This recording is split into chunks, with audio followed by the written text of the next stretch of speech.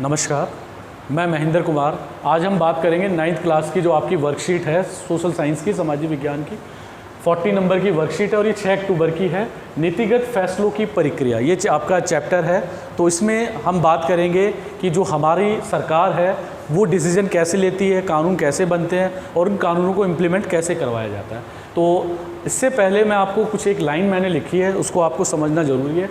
हमारे देश में राष्ट्रीय स्तर पर सरकार को केंद्र या संघ सरकार कहा जाता है और केंद्र फैसलों से मुख्य भूमिका एक निभाने वाली संस्था है केंद्र। देखिए केंद्र का मतलब क्या है, सेंट्रल गवर्नमेंट। यहाँ केंद्र का मतलब है सेंट्रल गवर्नमेंट है, जो हमारी केंद्र सरकार है प्रधानमंत्री के नेतृत्व में। देखिए भारत से रिलेटेड, भारत की जो बाउंड्री है, सीमा है, उससे रिलेटेड कोई भी फैसले, नीतिगत फैसले कि अगर कोई योजना बनाई जा रही है उसको इम्प्लीमेंट कैसे करवाया जाए, तो वो सारे फैसले प्रधानमंत्री के नेतृत्व में उसका मंत्रिमंडल लेता है। ठीक है, तो उन फैसलों को इम्प्लीमेंट करवाने के लिए कुछ इंस्टीट्यूशन बनाए हुए हैं हमारे संविधान ने, और वो इंस्टीट्यूशन क्या है उसको समझना है। सबसे पहले उसी इंस्टीट्यूशन का जो पहला पार्ट है वो है विधायिका। ठीक है, विधायिका का मतलब है कि जो हम 5 साल में चुनाव करते हैं और हमारे चुने हुए जनप्रतिनिधि चुनकर जब लोकसभा या राज्यसभा में आते हैं या विधानसभा में आते हैं,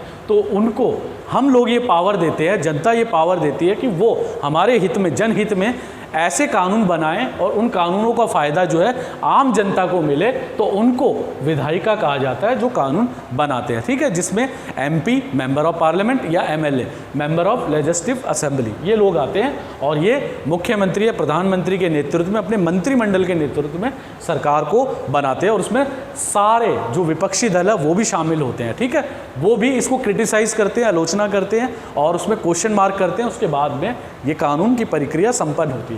और उसका दूसरा पार्ट है कार्यपालिका, एग्जीक्यूटिव।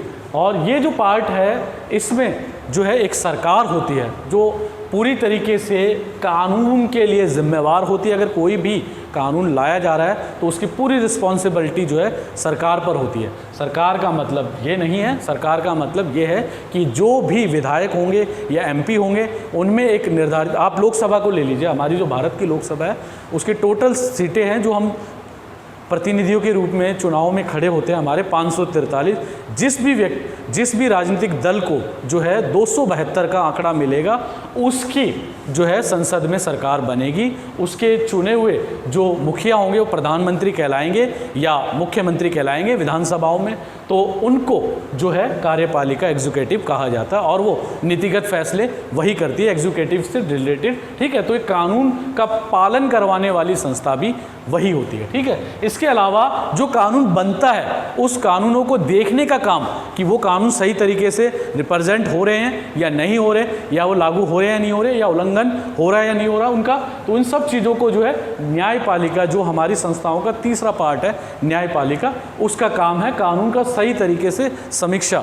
ठीक है, उसका रिव्यू करना, उसको देखना कि क्या वो काम हो रहा है नहीं है। ये काम जो है हमारा सर्वोच्च न्यायालय, सुप्रीम कोर्ट ऑफ इंडिया करता है या राज्यों में हाई कोर्ट करते हैं। तो इस तरीके से हमारे जो इंस्टीट्यूशन है ये काम करते हैं और ये सारे इंस्टीट्यूशंस को जो है पावर दी हुई है हमारे भारतीय संविधान में कि ये संवैधानिक रूप से पूरी तरीके से स्वतंत्र है, इंडिपेंडेंट बॉडी है। ये सब के सब जो है अपने अपने स्तर पर, अपने अपने जो है लेवल पर ये काम करते हैं और कोई किसी के काम में दखलंदाजी नहीं करता।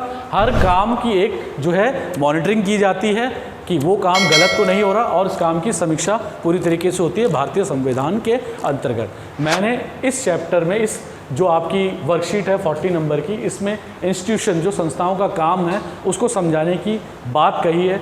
इसमें जो आगे आएगी बातें कि ये प्रक्रियाएं और इसका फैलाव कैसे है वो हम अगली वीडियो में करेंगे इसके नेक्स्ट पार्ट में। ठीक है, आज की वीडियो में आज इतना ही। चलिए, थैंक यू, धन्यवाद।